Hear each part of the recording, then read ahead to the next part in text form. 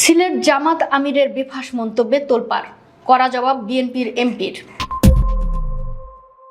জ্বালানি তেল, গ্যাস ও দ্রব্যমূল্যের দাম বৃদ্ধির প্রতিবাদে গতকাল বৃহস্পতিবার বিকেলে সিলেট মহানগর জামাত আয়োজিত বিক্ষোভ সমাবেশে সরকার নিয়ে বেফাঁস মন্তব্য করেছেন সিলেট জেলা জামাতের আমির ও জামাতের কেন্দ্রীয় মজলিসে শুরা সদস্য, ত্রয়োদশ সংসদ নির্বাচনে পরাজিত জামাত প্রার্থী মাওলানা হাবিবুর রহমান। গত বৃহস্পতিবার ৪ জুন সিলেটে আয়োজিত ওই সমাবেশে বক্তব্য দেওয়ার সময় এই জামাত নেতা বর্তমান বিএনপি সরকারের জন্মের ঠিক নেই বলে মন্তব্য করেছিলেন। সমাবেশে দেওয়া তার এই বক্তব্যের ভিডিও সামাজিক যোগাযোগ মাধ্যম ফেসবুকে দ্রুত ছড়িয়ে পড়লে নেটিজেনদের মাঝে তীব্র ক্ষোভ ও সমালোচনার ঝড় ওঠে।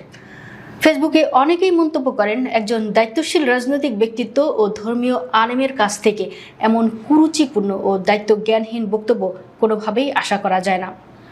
তীব্র সমালোচনার মুখে পড়ার পরদিনই শুক্রবার ৫ জুন সকালে ভুল স্বীকার করে নিজের ফেসবুক পেজে দুঃখ প্রকাশ করলেন এই জামাত নেতা। ফেসবুক পোস্টে ত্রয়োদশ সংসদ নির্বাচনে পরাজিত এই জামাত প্রার্থী উল্লেখ করেন, গতকাল জ্বালানি তেল, গ্যাস ও দ্রব্যমূল্যের দাম বৃদ্ধির প্রতিবাদে সিলেট মহানগর জামাত কর্তৃক আয়োজিত বিক্ষোভ সমাবেশে আমার বক্তব্য সিলেটি ভাষায় একটি শব্দ চয়ন মোটেই ঠিক হয়নি। আমার শুভাকাঙ্ক্ষী সহ অনেকেই এতে কষ্ট পেয়েছেন, এজন্য আমি আন্তরিকভাবে দুঃখ প্রকাশ করছি। এর মধ্যে দুপুরে নিজের ভেরিফাইড ফেসবুক অ্যাকাউন্টের কড়া জবাব দিয়েছেন সিলেট ৬ আসনের এমপি ও জেলা বিএনপির সেক্রেটারি অ্যাডভোকেট ইমরান আহমেদ চৌধুরী। তিনি লিখেন, সিলেট জেলা জামাতের আমির হাবিবুর রহমান সাহেব যে ভাষায় সরকারকে আক্রমণ করেছেন, এটা শুধু ন্যাক্কারজনকই নয়, তাদের দলের নেতাদের পুরনো মুখোশ খুলে দিয়েছে। যদিও তিনি এখন দুঃখ প্রকাশ করেছেন, কিন্তু এই বক্তব্য থেকে তাদের ভিতরে কি পরিমাণে হিংসা এবং প্রতিহিংসা কাজ করছে তার বাস্তব প্রমাণ পাওয়া যায়। সরকার যদি বেজন্মা হয় তবে তারাও বেজন্মা। ভাবতে অবাক লাগে, একটি দলের জেলা আমির এ ধরনের বক্তব্য কিভাবে দিতে পারে।